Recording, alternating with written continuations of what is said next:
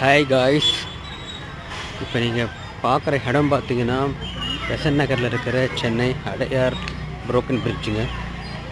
இந்த ஸ்பாட் பார்த்தீங்கன்னா one of the ஃபேமஸான ஒரு ஷூட்டிங் ஸ்பாட்டுங்க. இந்த இடத்துல பார்த்தீங்கன்னா அதிக படம் வந்து ஷூட் பண்ணியிருக்காங்க. இந்த பிரிட்ஜு மேலே பார்த்தீங்கன்னா வாலி, அதுக்கப்புறம் ஹாய் தேவத்து, இப்போ மாதவன் நயன்தாரா நடிப்பில் லேட்டஸ்ட்டாக வந்த டெஸ்ட்டுன்ற படத்தில் மாதவன் வந்து ஒரு ஃபேமஸான டைலாக் பேசுவார்.